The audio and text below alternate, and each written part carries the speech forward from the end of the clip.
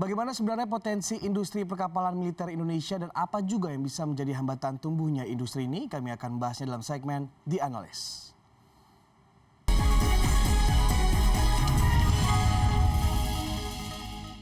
Sudah bergabung di Studio 2 CNN Indonesia, Said Didu, Ketua Bidang Perencanaan Komite Kebijakan Industri Pertahanan. Selamat pagi Pak Said. Selamat pagi. Terima kasih Pak Said sudah bergabung di CNN Indonesia Business. Perdana ekspor untuk kapal perang. Militer, kapal perang gitu ya ke Filipina. Iya. Sebenarnya kalau kita melihat potensi dari industri militer kita di industri dunia, seperti apa Pak Said Didu? Jadi kita lihat potensi pasar alat pertahanan keamanan dunia itu sekitar belanja pertahanan dunia itu 1.800 miliar dolar per tahun. Kira-kira belanja pertahanan sekitar 4.000, beli alat pertahanan sekitar 4.000 sampai 6.000 triliun per tahun. Triliun dolar Amerika ya? Rupiah per tahun. Rupiah. Di Indonesia kira-kira sekitar 20 sampai 30 triliun per tahun. Yang selama ini memang kita impor, sebagian besar dari impor. Sekarang dengan adanya Undang-Undang Industri Pertahanan tahun 2012 yang mewajibkan seluruh pembelian Alpahankam dalam negeri itu wajib membeli produk dalam negeri. Nah, kita sebenarnya ekspor ini ekspor perdana kapal perang. Kita sudah mengekspor ke sekitar 19 jenis Alpahankam ke luar negeri ke 14 negara, termasuk Amerika dan Jerman. Justru kita sudah mengekspor ke Amerika dan Jerman ya, walaupun memang bukan kapal perang. Bukan kapal perang. Ini kapal perang yang Perdana, sebenarnya kapal perang ini ini yang kita bangga bahwa ini 100% desain, rancang bangun dan produksi putra-putri Indonesia. 100%. Kemudian ini bukan kapal perang tercanggih. Ada 2 kapal perang lagi yang lebih canggih yang sudah bisa dibikin, yaitu PKR. PKR itu perusahaan kapal rudal, KCR kapal cepat rudal, dan kira-kira 2019-2020 kalau semua program lancar maka PT PAL akan mampu memproduksi kapal selam. Kapal selam. Dan 2026-2027 kalau program dengan Korea akan berjalan dengan baik dengan PT DI, kita akan produksi pesawat tempur. Pesawat tempur yang kelasnya antara F-18 dengan F-35. Jadi itu kapal. Nah, jadi menurut kita, dan kita harus menjadikan ini sebagai potensi ekonomi. Jadi jangan sebagai industri pertahanan ini seakan-akan beli apapun menghabiskan uang. Kita fokus sekarang ke PT PAL, Pak Said. Kita fokus kepada kapal perangnya sendiri, kapal militer. Kalau untuk di dalam negeri sendiri, untuk permintaan ataupun kebutuhan per tahunnya, apakah sudah mampu dipenuhi oleh PT PAL? Sekarang sebagian besar ini mulai transfer semua. Jadi kan kita selalu membeli yang dibutuhkan kita kapal selam, kemudian kapal cepat rudal, kapal PKR. Ini kerjasama dengan Belanda, dan mulai tahun depan itu sudah produksi di Indonesia. Tahun ini PKR kemarin yang sudah jalan itu masih kerjasama dengan Belanda. Sekarang pesanan berikutnya itu kita akan pesan. Kalau yang seperti diekspor ini sudah nggak perlu kerjasama apa lagi, kita udah bikin sendiri aja. Jadi untuk memenuhi kebutuhan dalam negeri, kami punya keyakinan asal memang pesanannya dari pengguna tidak berganti-ganti, maka untuk kapal saya punya keyakinan sih sudah bisa mulai, karena kecuali kapal selam. Kapal selam masih menunggu. Kalau kapal-kapal lain sudah bisa. Nah kalau kita lihat dari kebijakan-kebijakan yang dilakukan oleh pemerintah, salah satunya adalah pada salah satu paket kebijakan itu untuk industri perkapalan. Apakah ini cukup efektif untuk paling tidak mendirikan ataupun membangkitkan dari industri galangan kapal khususnya untuk militer ya? Karena kalau saya lihat dari data yang dimiliki oleh PAL, ini laba bersihnya ini masih cukup tipis sekali. Kita lihat dari tahun 2014 itu hanya 10 miliar rupiah saja laba bersihnya. Jadi memang PT PAL ini adalah industri pertahanan yang terlalu dalam lukanya menghadapi krisis 298. Nah, ada masalah besar di industri pertahanan kita saat itu karena kalau swasta kena krisis 98 maka diambil alih oleh BPPN.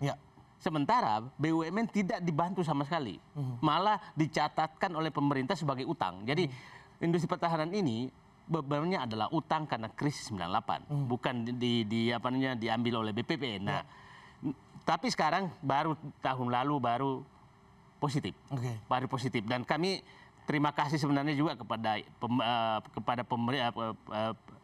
Angkatan Laut bahwa betul sudah memesan ke dalam negeri. Oke, kita lihat Pak Said, ini adalah kapal-kapal atau produk alutsista buatan PAL Indonesia. Ini ada sejumlah PAL. Kalau kita lihat dari kapal-kapal yang diproduksi oleh PT PAL ini, mana yang marketnya paling besar? Kemudian juga kalau kita lihat dari segi harga, berapa bisa dikatakan untuk harga satuannya per kapal untuk tiap jenisnya, Pak Said?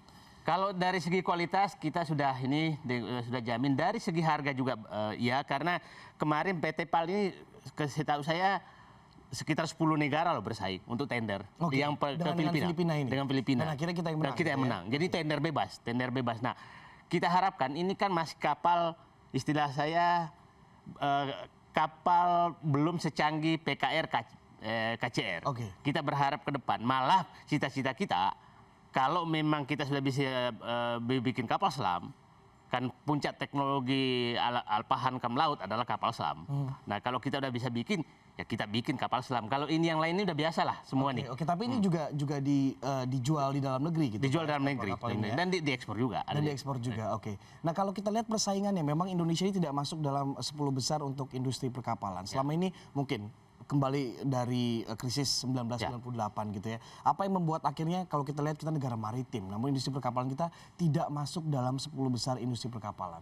Jadi begini, selalu kalau industri perkapalan, industri pertahanan itu betul-betul harus komitmen pemerintah harus keras. Karena kalau sekali pemerintah seperti umpamanya begini, kita sudah bikin Alpahankam A.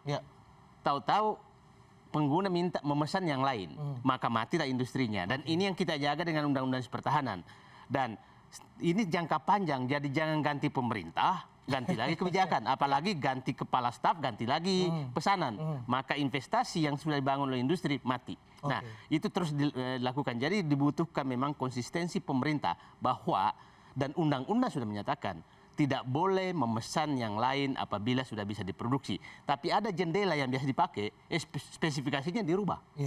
Spesifikasinya dirubah sehingga seakan-akan belum mampu diproduksi dalam negeri.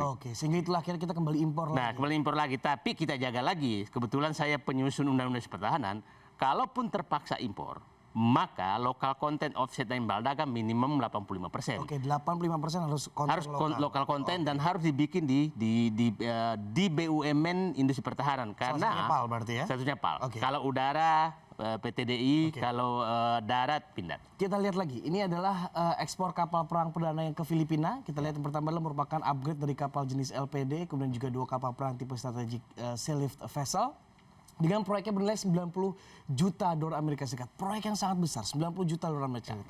Apa yang membuat akhirnya kalau kita lihat seperti inilah ngomongnya, luar negeri saja sudah percaya gitu dengan produk lokal. Apa yang membuat akhirnya kita sendiri masih impor gitu? Gini, ini lobby daripada trader, maklar senjata itu tinggi juga. Itu di dalam undang-undang kita masukkan tidak boleh lagi ada Indonesia tidak boleh membeli Alpahankam dari agen. Itu sudah.